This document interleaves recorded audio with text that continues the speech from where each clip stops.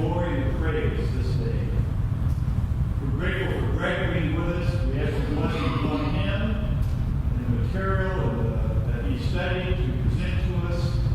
We pray that it will be a blessing to each of us, that we will be stronger in our faith, that we'll be more in love with you, that we'll be more in love with each other as brothers in Christ, that we'll look at the example of Moses, at this faith that he had in you, that will be an example to each of us as we live our lives today.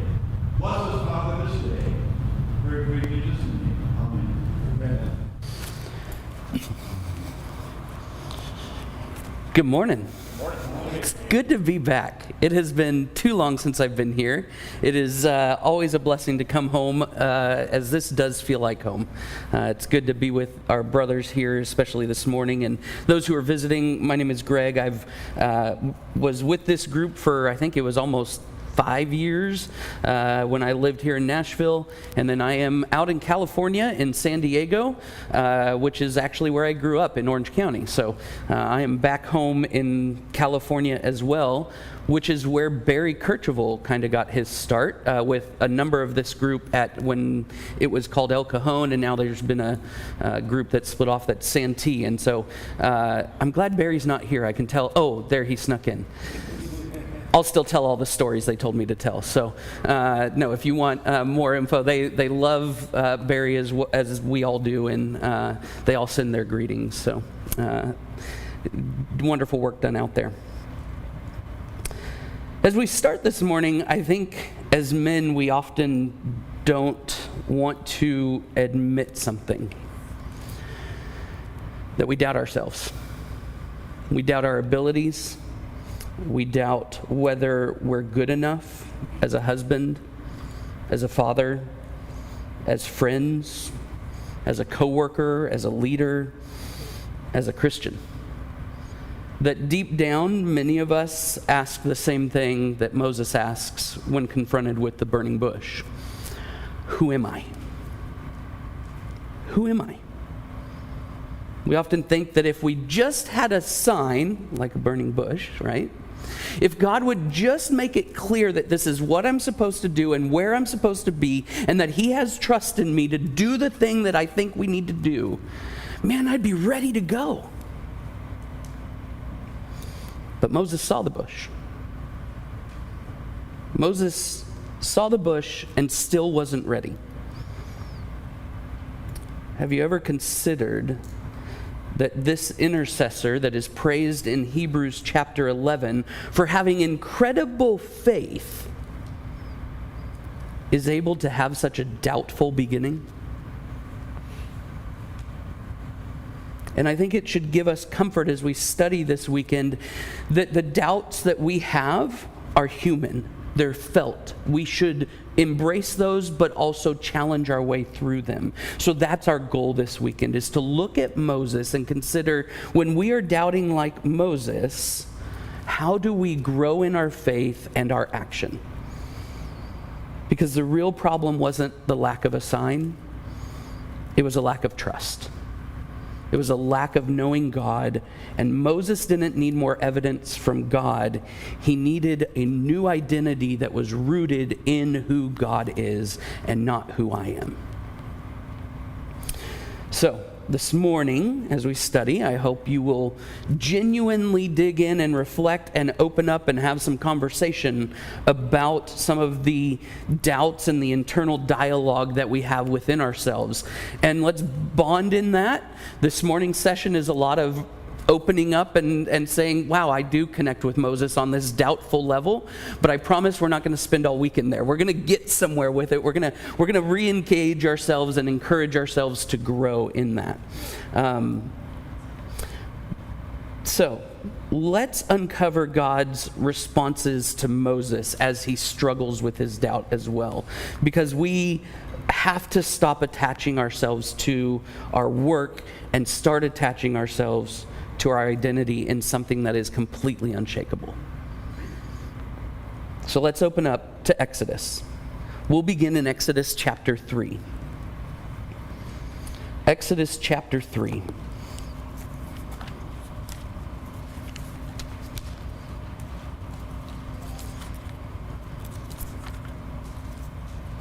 beginning at verse 1. Now Moses was keeping the flock of his father-in-law Jethro, the priest of Midian, and he led his flock to the west side of the wilderness and came to Horeb, the mountain of God. And the angel of the Lord appeared to him in a flame of fire out of the midst of a bush, and he looked and beheld the bush was burning, yet it was not consumed. And Moses said, I will turn aside to see this great sight, why the bush is not burned. When the Lord saw that he turned aside to see, God called to him out of the bush, Moses, Moses. And he said, Here I am. Then he said, Do not come near. Take your sandals off your feet, for the place on which you are standing is holy ground. And he said, I am the God of your father, the God of Abraham, the God of Isaac, and the God of Jacob. And Moses hid his face, for he was afraid to look at God. Then the Lord said, I have surely seen the affliction of my people who are in Egypt, and have heard their cry because of their taskmasters. I know their sufferings, and I have come to deliver them out of the hand of the Egyptians, and to bring them up out of the land to a good and broad land, a land flowing with milk and honey, to a place of the Canaanites, the Hittites, the Amorites, the Perizzites, the Hivites, and the Jebusites. And now, behold, the cry of the people of Israel has come to me, and I have also seen the oppression with which the Egyptians oppress them. Come, I will send you to Pharaoh, that you may bring my people, the children of Israel, out of Egypt. But Moses said to God, Who am I, that I should go to Pharaoh and bring the children of Israel out of Egypt? And he said, But I will be with you. And this shall be the sign for you, that I have sent you. When you have brought the people out of Egypt, you shall serve God on this mountain. As we look at Moses' first reaction, who am I? Why would Moses have some validity behind this statement? What about his upbringing and his past might give him the reason to say, who am I? Can you think through his beginning? Why might he choose to say, who am I? He's like a man without a people. He grows up. He is a Hebrew by genealogy, but he's raised as an Egyptian, and so he's kind of a man without a home.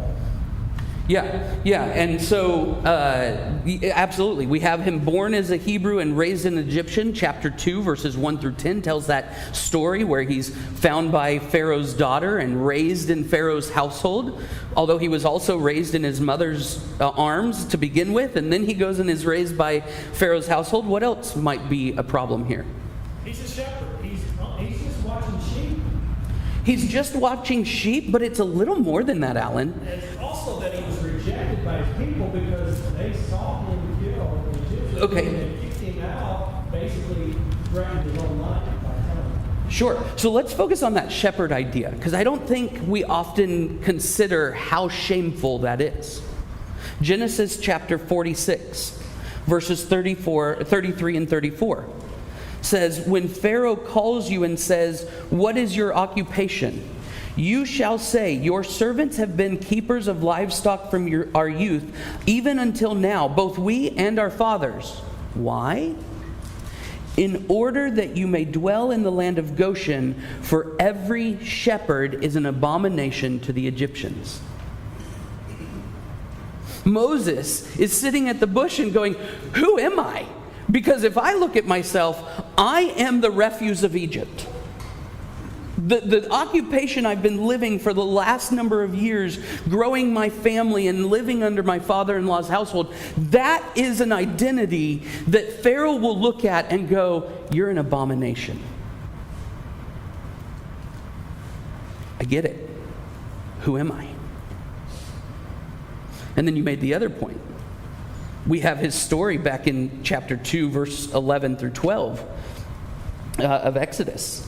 Exodus 2, 11 through 12, where he sees an Egyptian soldier and a Hebrew that are fighting, and he goes and kills the soldier. Buries him in the sand. It's in that moment that he chose, even though I'm from a varied background, I was born Hebrew and raised Egyptian, what did he choose in that moment? I'm going to identify as Hebrew because the Egyptians are evil. I'm going to protect my people over protecting the Egyptians who raised me and gave me this wonderful place to live. So yeah, why would I go back there? Go ahead, Barry. He also thought he was going to deliver Israel. He was told that. Yes. And Now you're going to tell me to go deliver Israel. yeah. Part of what we learn about Moses is that when he rose up against the Egyptian, he thought he was going to deliver the Israelites. He goes, I tried once and that failed miserably. Why would I go again? Why would you choose me? I already failed. What else?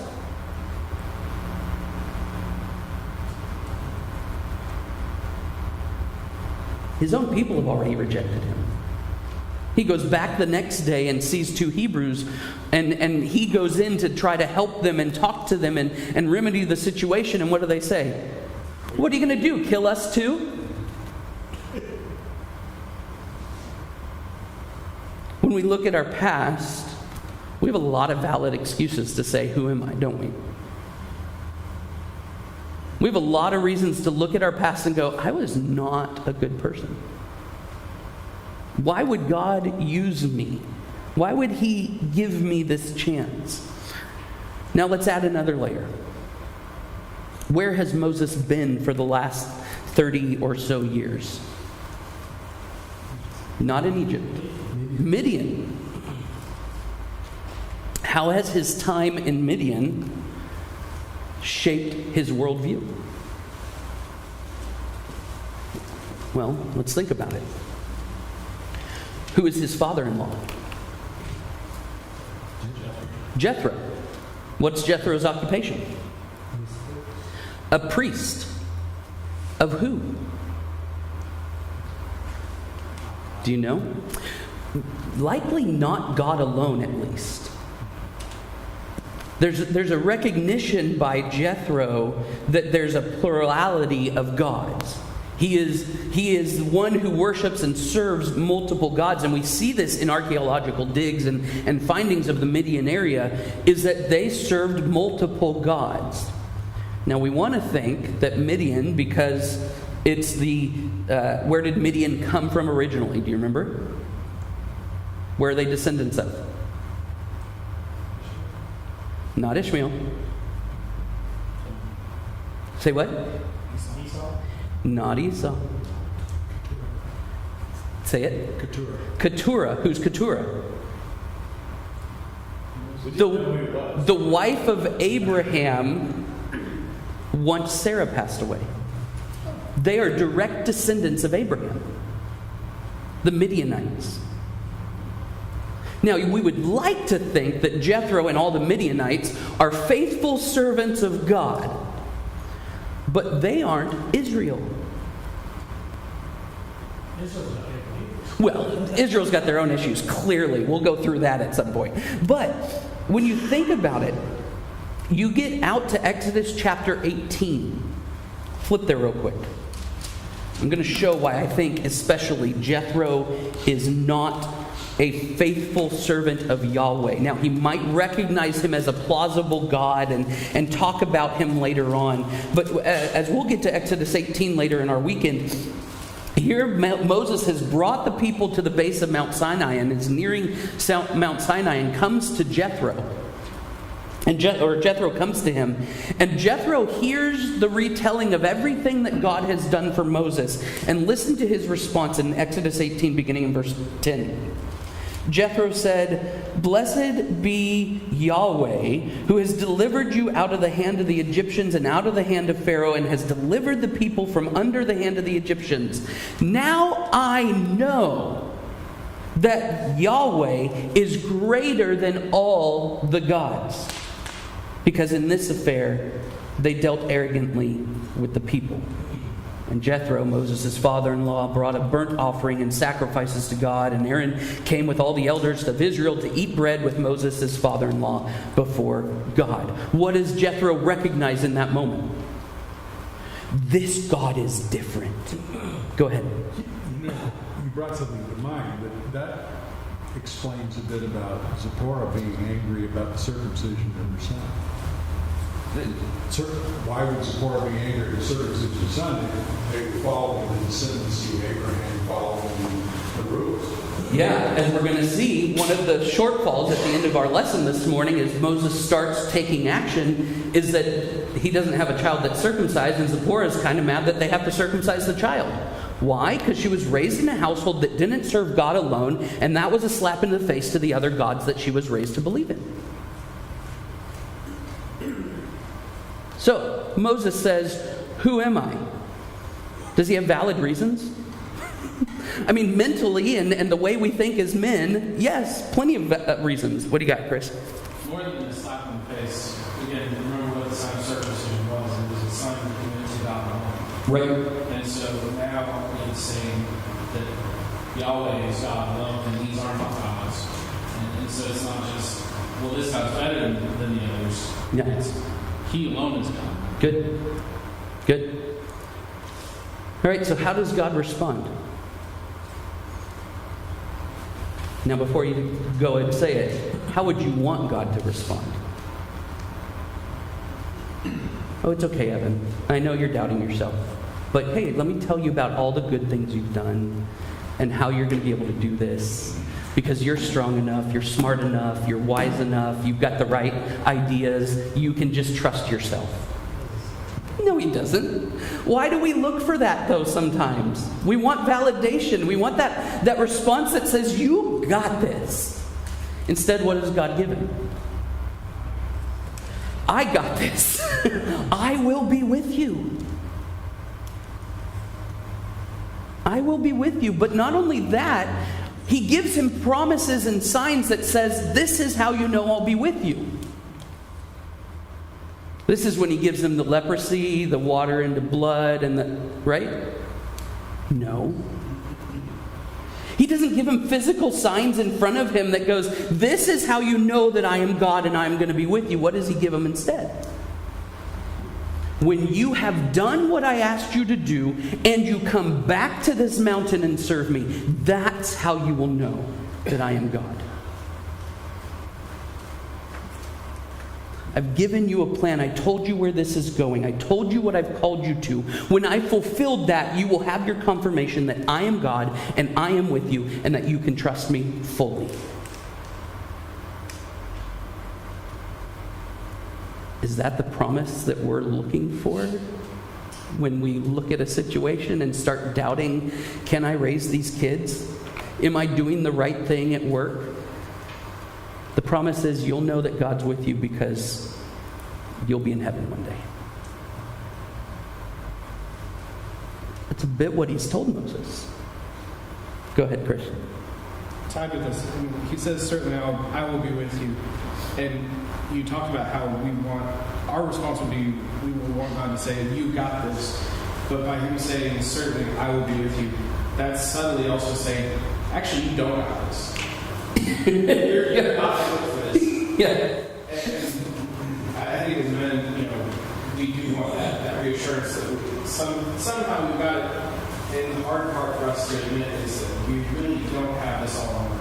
Yeah. And that's going to be what God ultimately drives towards is you don't have this on your own, and I don't expect you to do it on your own.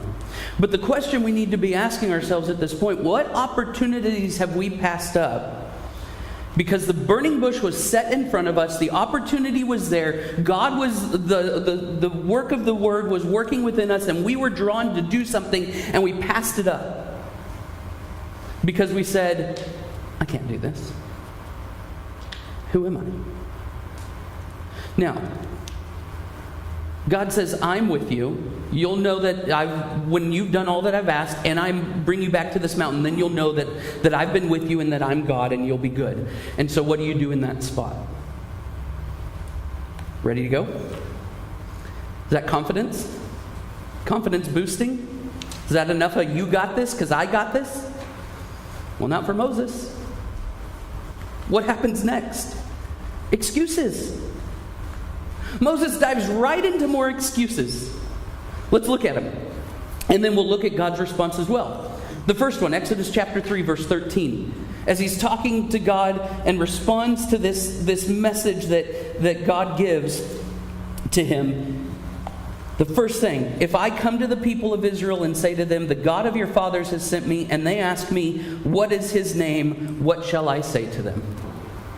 I don't even know who you are.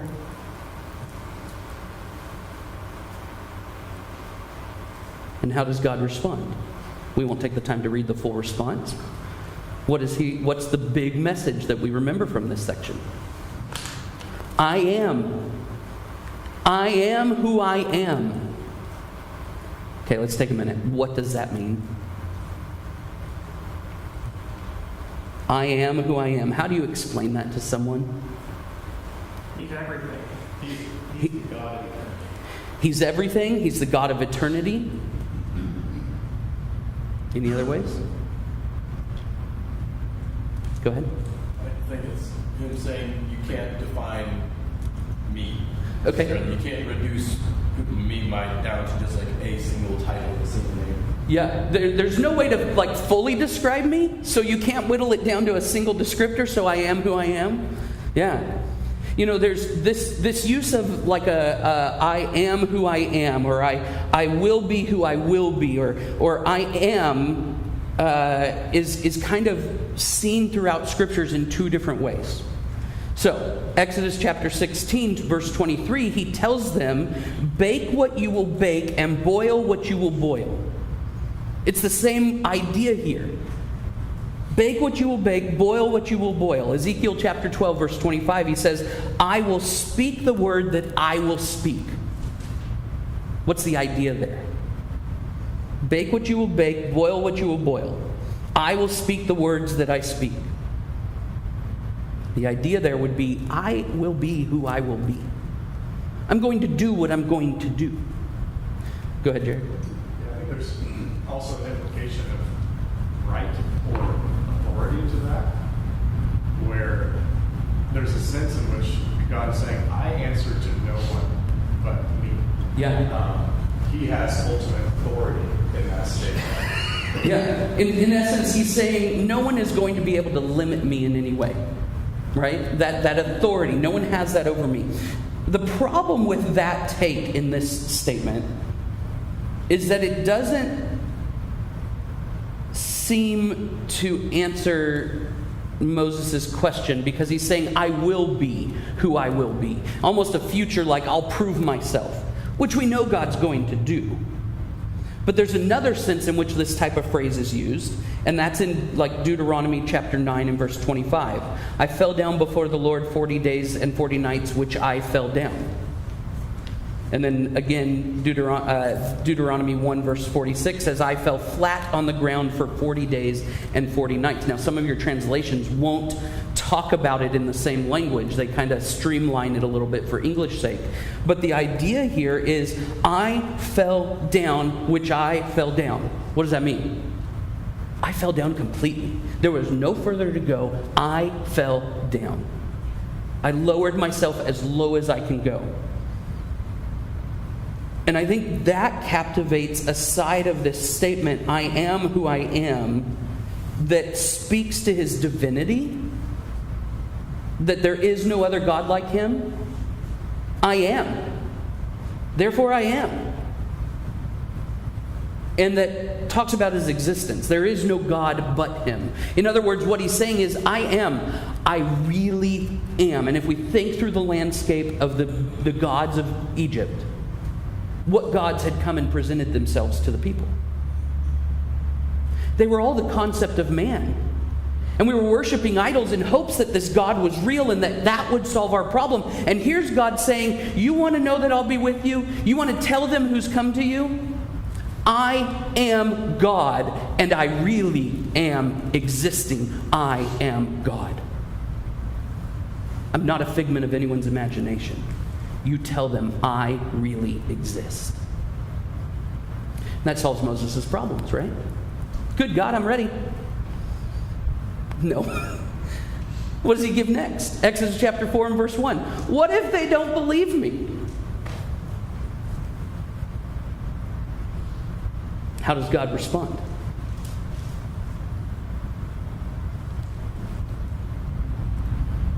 What if they don't believe me? What does he give them? Signs. 3 of them. The one where the rod becomes the serpent, and then it comes back to the rod. Put your hand in your coat. It comes out leprous. You put it back in, and it comes out clean. Go turn the water into blood. These are the signs that show that I have authority over all of this. That I have power. That I have the ability to control all of these things. In fact, I have control over life itself because I can control water. 2 Peter chapter 3 verse 5 says that the earth was formed out of water, showing that water is life. We often think of the ground as the source of life for us. We were formed out of the dust. God says, actually, I formed you out of water first. Which then makes sense that he uses water to destroy sin and create new life through water. So he's giving him these signs. And so what does Moses say? He sees these signs. Okay, the burning bush wasn't enough. But now I see a serpent from a rod. I see my hand go leprous and clean. I do all of this. Now what do? I'm kind of impressed at this point at Moses' boldness.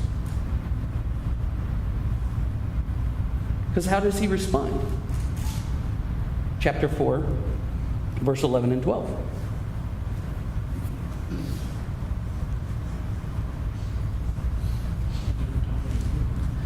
Can't speak. In fact, do you know what the word is there? Oh my Lord, I am not eloquent either in the past or since you've spoken to your servant, but I am heavy of tongue. It's the same word translated as glory later in Exodus. I am kavod in tongue. I am heavy in tongue. But I kind of like Moses and Aaron. I'll tell you, they have some one-liners in this book that are pretty epic. God, I can't speak well, and nothing has changed since you started talking to me from that bush. What makes you think I'm capable of doing this? I mean, this is deep doubt in his ability. He has not been transformed at this point. And what does God tell him?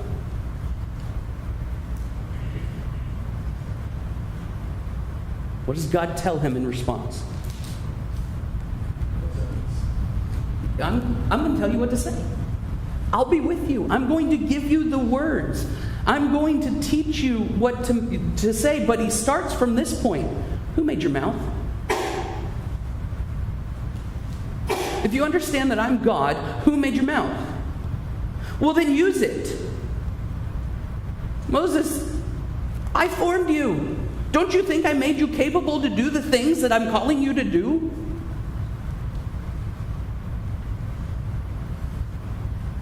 And at that, what does Moses say? Send someone else. Just send someone else. I'm out of excuses. This reminds me of a video of my niece when she was 2 years old. She had gone out and played in the yard with her electric scooter thing, or like the little car that they can drive in. And my sister's telling her, go put it back before we can go inside. And about 3 minutes in to the discussion, my sister starts recording, and here's my niece's excuse. It's too big, I'm too small, it's heavy, I can't do it. To which my sister says, well, it wasn't too heavy when you took it out, so go put it back, and then we can go inside. What does my niece say? Spider! Change of direction, like, My sister goes, we already handled the spider, that's taken care of, you don't need to worry about it, go get your bike. And my niece, she sits there for a minute like, you're good at this.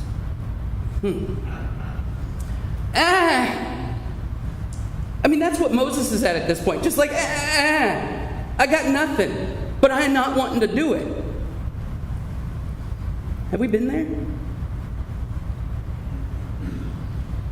As a father, as an employee, as a Christian serving in a local church, have we been there? We'll talk some more about that. Just send someone else. And God says, instead of sending someone else in place of you, I'm going to send someone with you. I still expect you to go, Moses. So as we're thinking about this is God calling Moses to stop looking at himself and start looking at God. Change your perspective, Moses. I need you to understand something different. So take a moment, write it down, just process. What is one area of your life right now that you feel inadequate? What is one area of your life that you are completely scared to step up and do what you're needing to do right now? Give you a couple seconds to process that.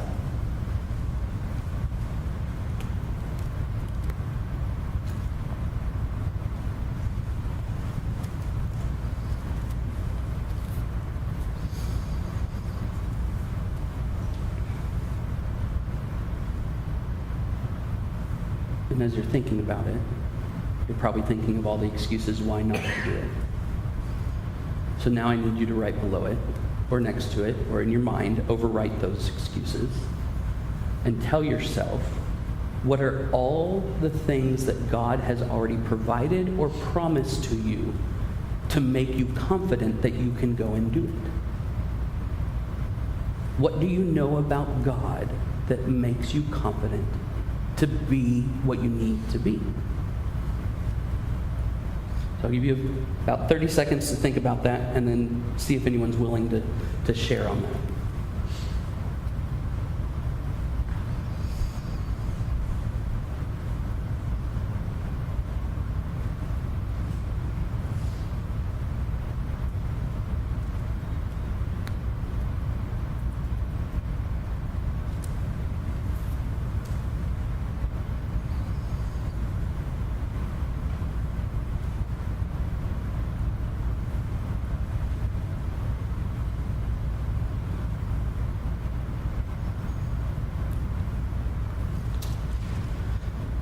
So when I started considering preaching about 2 years ago, imagine the doubt. Barry's laughing. He can relate. I'm laughing because most people do not know that an entire preacher's life has doubt. Yes. Well, yeah, the doubt hasn't gone away. Let me be clear. It's changed. I doubt that I can create 3-4 lessons a week and present them and do. Okay, I'm physically doing that, but I'm doubting my capability of continuing to do that at a level that will grow people and make them change and make them connect with God. What's my hope, though? Where do I get my confidence? I'm going to take you here. Don't look at me. Look at God. So, what doubts do you have? Anyone willing to share? That you recognize as we're talking how God has already paved the way. Adam. I currently doubt my ability to parent teenagers. Ability to parent teenagers. And I mean that, yeah, there's some humor in there, but there's some problematic reality. Yeah. Yeah. What has God given you? Just one thing at least. What has God given you that you know gives you the confidence to keep pushing through it and doing what needs to be done? He gave you good parents. He gave you good parents that you can call on and say, how did you handle me when I was this age and doing this thing? He's given us resources, helpers. What else? He gave us the challenge. He set the challenge before us, just like he did to Moses. What's he saying in that? I trust you with this. That you have children, God is saying, I'm trusting you. to rely on me, see me as a father, see how I have handled my children, and grow your own.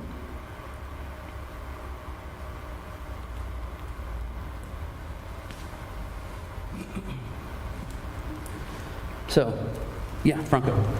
So an area that has been challenging for me, and this has been most recently, is just the doubt that can I get to the level of seeing what Abraham, Isaac, those who mentioned in Hebrew, what do they see beyond this world that they desire it so much? Can I reach the level of faith and knowledge and understanding and wisdom? Is that? It's not even understanding, this understanding of who God is so deeply that my waking desire would be to be with Him. Yeah. Looking at the Psalms, we've been studying David and just having this heart Yes. after God. Yeah, absolutely. Can I develop such a desire and knowledge of Him that becomes all that I desire, that I can put my life in perspective of who God is? And that's what we're going to look at with Moses. You got to remember, this is the same Moses that by Sunday night we're going to be talking about him going to God and reasoning with God about who God is and why God should change his decision. That's confidence. That's boldness. That is faith. That's not what we see here, is it? And that's what I want us to see this weekend, especially as we get this time this morning to kind of start seeing how do we get started in that direction. And the reality is we have to start believing that God is with us and that He's provided the way. So as we think about how God responded to Moses in fear, God gives him His presence. He says, I'm with you. He gives him His name, an understanding of His nature as God, being unique from all other gods. I am who I am. He gives him proof of His power and authority. Here's the signs. Don't forget I made you. I made you to do the things I called you to. And I give you a helper. I'm going to give you Aaron, your brother. Confidence doesn't come from being right. Having all the knowledge or having the perfect plan. It comes from being connected to the right source. And that's what Moses has to learn, and that's what we need to learn. Barry? God was also angry that he said he didn't want to go. Yeah, God was not happy. Which is impressive me. Every time I think I don't want to go, I go, wait a minute. Yeah. And we're going to see God continue to exude some of that anger and frustration with Moses, with Pharaoh, with Israel, with all of the characters throughout this narrative. That God is frustrated when they don't do what He's asked of them. Do you think it's fair to say, I've been thinking about this, and I don't want it to change? I mean, in some ways I think what I'm thinking makes your point stronger, but Hit me with I that. think that, I guess the way I look at it is, I think deep down, maybe Moses wanted this task from a perspective of the fact that he, like we talked about, he had tried to set things right in his mind early on and had failed. So maybe God knew that Moses had this in him. He just needed help overcoming his insecurities, like God. As we talked about a moment ago, is the idea that he was trying to pull the people out of Egypt. And so, yes, he desired the outcome that God was offering him, but all the doubts came flooding in and overrode all that. And so I think what we're going to see as we go through is how much the rest of this narrative is not just about Israel. It's not just about Pharaoh. We learn just as much about Moses and what faith looks like through his working through what God calls him to do and seeing the signs and seeing the deliverance. It changes Moses, which highlights we don't have to have this perfect faith out the gate. Are you sitting there and recognizing that God is calling you to something and urging you to get somewhere? Then start listening. Start doing something about it. Franco. It's interesting when he described himself as I am. He went back to Abraham, Isaac, and Jacob. Looking at that and thinking he's the God of Jacob, he also keeps his promise. So how much confidence would he have? But at the same time, you also have to think about Moses has been in his own wilderness for these many years. Yeah. And so it's kind of like a foreshadow of what will play out in Israel. Yeah. And you kind of just see that foreshadow that. Okay? And all of us go through that. But for us to see the whole picture, how should we respond? Absolutely. And you point out that he calls himself the God of Abraham, Isaac, and Jacob. Look real quick at chapter 3, verse 6. As they come to the burning bush, this kind of highlights that Moses is coming from a culture that does not see God as the one true God.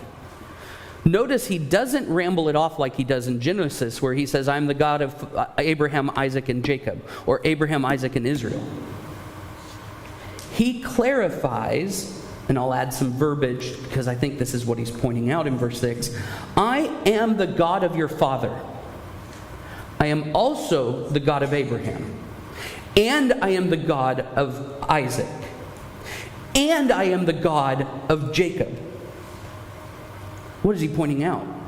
Your messed up view of who God is and what gods are out there in this plurality of gods that you worship and serve, I'm telling you, I am the God that was the God of all of this. I am one.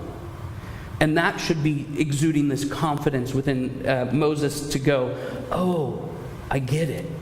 You are the one who has been making this plan from the beginning. You're the one who's been designing all of this. Wayne, you had a comment, and then Chad. You know, sometimes I feel like I'm too old to change. But look at what his age is and all the change that has gone on since he was young. Yeah. I mean, a big change at 40. A big change now at what? 70, 80 years old? Yeah. You know, I think sometimes we think that it's not our time to change. Sure. That's going to come later. Yeah. Well, there were a lot of changes. Yeah. Daniel does the same thing, right? Daniel's not a young whippersnapper when he's in the lion's den. He's like in his 60s or to 80s, somewhere in there, depending on how you look at it. I mean, he's not a young guy. These men are far advanced in years by modern standards, and they're still struggling with this. And we can doubt our age and our capability of doing it, and God doesn't see that. He puts all of us to work. He finds us useful wherever we are. That's absolutely it. And in fact, not only does he find us useful, but he finds the resources around us. What does he use with Moses when it comes to the serpent? Moses' staff. He doesn't whip up some unique staff that has like all this jewels and like grandeur on it and go, this is the rod you need. He goes, use what you got. I'm going to use it. What you got, Chad? We all know we grow in the faith. We see that in Moses. Yeah. You know, I always often wondered, did Moses really understand who he was talking to that day? Would we talk to God that way, the way he did? Think about that for a minute. Would we really talk to God the way he did? So Moses grew as we grow. We make excuses today of why we don't have the faith, or grow in the faith, or serve as we need to serve. Franco's goal was a marvelous goal. He shared that with me personally many times, of the perfect faith. I don't think there is a perfect faith. I think we strive for that faith, strive to be like Christ. I don't think we'll ever be like Christ because he was perfect. Well, there's a difference in having a perfect life and having a perfect faith. And I think what we're going to see is that perfect faith is attainable. And we're going to see what we need to define that as, because I think sometimes we define it in the wrong way. And Moses is going to help us define that. Chip. You know, that phrase, the God of Abraham, the God of Isaac, the God of Jacob, even peace, is repeated in the New Testament. Yeah. My sense is that his point when he uses it throughout the Bible is that I'm a God that has relationships with my creation. Absolutely. And we see that in the Garden of Eden, his relationship there. And I think what he's trying to tell Moses is, I'm the God who wants a relationship with my people, and I need your help. And I need a relationship with you first, so that you'll trust me and go and deliver my people so that I can have the relationship with all of them. Absolutely. Now, we've kind of talked about some of this. Go ahead, Brian. Just expanding on that real quick on his response. Two things. One, when I'm thinking about God saying I am, it's laying the foundation for establishing who he is moving forward and his reconnection in relationship to people. Right. But also moving forward in his plan, we see Jesus use those same words in establishing who he is. Yeah. In John, he said, I am. Right. Before Moses. Right. Nailed the stone. And in Revelation, when he's writing, we see, I think, what there actually is probably a better definition of I am is I am the Alpha and Omega. Right. There is no me. Right. I am. I am. We've said that several times. So from the side of Moses, I know we're kind of, it seems like we're picking up on it a little bit, but I think that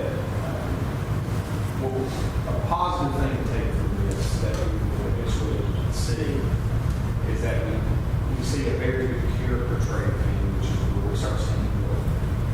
We see his humbleness in the fact that the kind of the bad side of that is what we're actually seeing is our confidence is what we think it should be in our limited minds as humans, and that we have to be here or we have to attain this much, this much education to deal with it. It's like you said, use this staff that looks great and bold, and that's our standard. And it's our standard that we're holding, it's not God's. And so the flip side of that is we see humility, but with Moses, everything that he is doing with God with him, we don't ever see that confidence, except for one time, shift away from his confidence in God and coming back to him. Right. Having confidence in himself. He primarily say with God, and that's what God is doing, is he wants to say, I am full of confidence. Right. Full confidence in me. You are over me. You don't have the rejection that I created you. I know you. Absolutely. I want full trust. And one of the challenges we face, you hit it properly, is we have this idea of what we should look like. And if I can't get there perfectly in one step, I'm out. Why put forth the effort? And you probably do this in saying, when the elders or whoever's in charge around here gives you the opportunity to preach. Well, I can't preach like Pope Barry, as they affectionately call him, or Eric does. Eric called you that from the pulpit, by the way, in California. You're Pope Barry.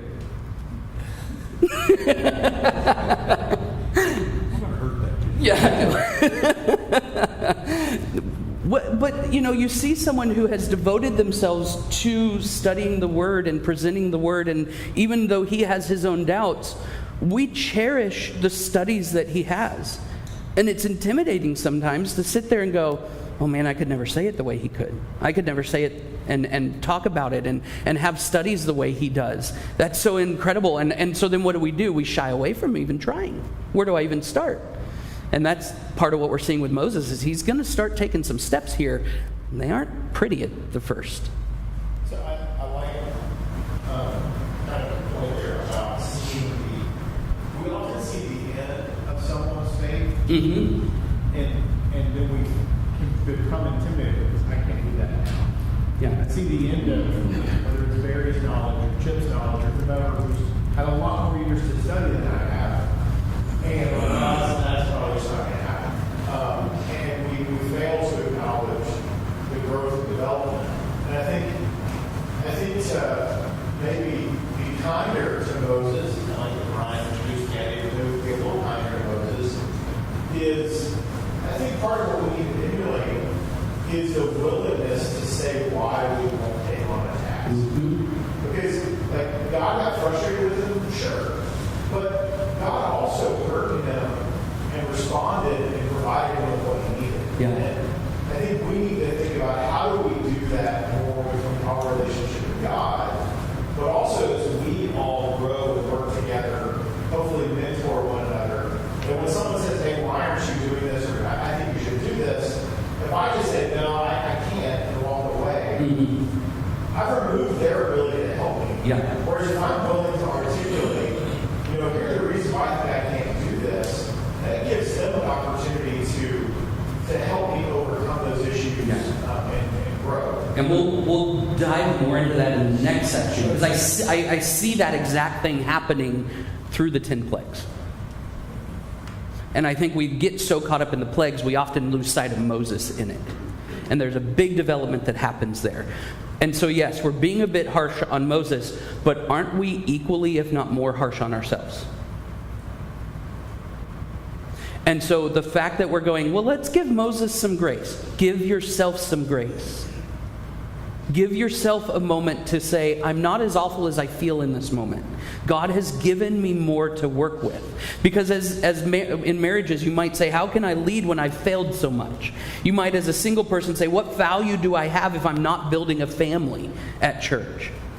At work, I feel stuck and purposeless because I'm not managing. I'm not going somewhere in my career. And maybe you're happy where you're at and you're well supplied. You don't need those extra things. Or maybe at church, who am I to step up and serve or to speak or to teach? We had a lady at church in Santee that when I first got there, she would not even make a comment in class. We had a back classroom where it was an intimate group of people that she knew, and she would say, I don't have it. I don't have the words. Back in March, we had a visitor come. She is teaching that visitor on her own, because she has started to learn to trust the words that are set before her and her love for God. And internally, we end up struggling with sin, with fear, with shame, with doubt, and we question, can I even call myself a Christian? And we ask this question and tell ourselves, God can't use me. I'm useless. So I'd encourage you this week to start trusting God in one area. Choose something that you have been holding back on and decide what is one way that you'll start trusting God over your excuses. Because you're not the sum of your failures. That is not who you are. Not in God's sight. You're the result of God's calling and grace and His power and His mercy and His love and His salvation and His sanctification. That is where we find our identity. Moses is going to start at the end of chapter 4 taking some first steps, but they are not beautiful. Think about it. He returns to Jethro. After all the fears and all the objections, he's seen at the burning bush, he finally decides to go. And in verse 18 it says that Moses goes to his father-in-law Jethro and says, please let me go back to my brothers in Egypt to see whether they are still alive. Is that what God called him to?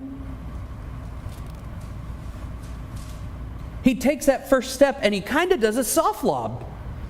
I gotta go there because God told me to. But I'm going to go check on my brothers. Is that cool? You ever done that? Given a soft excuse as to why you're not going to do something or why you need to do something different than the world. You don't actually attribute it to God and you start going anyways and you start telling your excuses. He's not confident yet, y'all. He's still trying to figure this out. This is new to him. His faith is not strong yet. And that's not what God told him to do.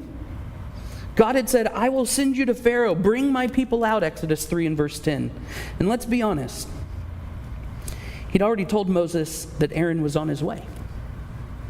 He didn't need to go check on his brother. His brother was coming to him. But Moses doesn't say any of that. Instead, the soft, vague excuse. Maybe he's testing the waters, still trying to figure out the situation on his own terms, find confidence in God, whatever that is. But it's not the only one. It's not the only fault that he has. We mentioned this earlier. As he starts traveling to Egypt, Moses neglects to circumcise his son. He's been called by the God of Abraham, Isaac, and Jacob to work with God and to trust in God, that God's going to be with him. What does that require as an Israelite? That if you're in covenant relationship with God, you circumcise your son. And so God comes and he's ready to strike him dead. You are not going to act on my behalf. You are not going to be my man if you don't trust me enough to enter into the covenant relationship the way I told you to. And it says he's set on striking Moses dead. Moses isn't even fulfilling the covenant. And it's Zipporah. It's Zipporah who says, I know what to do. I know enough about your God that has called you. It's time to circumcise. Now, I'll let you draw your conclusions there since I'm not married, but there seems to be value in using the helpers God has given us in all aspects of our life. So I would encourage you, if you don't see it that way, it's time to change your perspective to God's view. Your spouse is not subservient completely. She adds value to the relationship. Women and spouses in the Bible often come in with wisdom. Belshazzar, as he's feasting with the goblet of, or the flask from God's temple, and God writes the sign on the wall, Mene, Mene, Tekel, Parsin.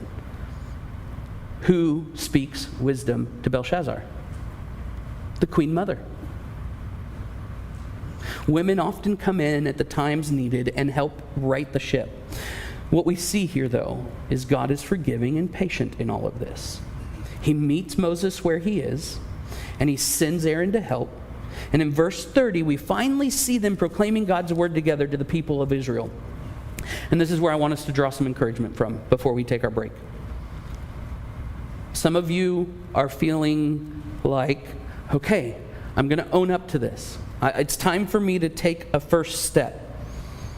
It's time for me to take steps of faith. Maybe it's in your home, your marriage, your workplace, your personal walk with God, but you're afraid you're going to mess it up. You're carrying doubts and fears still. And you're wondering, what if I don't get it right? What if I don't do it perfectly? And to the point that we made a little bit earlier, you probably won't. Not fully, not perfectly. But God is not calling you to perfection of every step right out the gate. At least he's not with Moses. He's simply asking him, will you trust me? Will you take that first step? We don't have to have it all figured out the gate. Moses didn't. God still uses him. Powerfully uses him, perfectly uses him to fulfill his plan. So don't let the fear of failure paralyze you. Don't let it cripple you. Don't believe that lie that God only works with polished men. The story of Moses is going to prove otherwise. In our next session, we're going to follow Moses into Pharaoh's court as we explore the 10 plagues. We'll see how God continues to act, not because Moses gets it all right, but because God is faithful. And we'll see Moses growing in his faith towards God. So let's have some grace and mercy towards ourselves as we walk out of this session, hopefully encouraged to take the first step, not to be flawless, but to be faithful. Because the God who called you is the God who is going to be with you and go with you, just as he told Moses. Keep your life free from love of money and be content with what you have. For he has said, I will never leave you nor forsake you. So we can confidently say, the Lord is my helper. I will not fear. What can man do to me?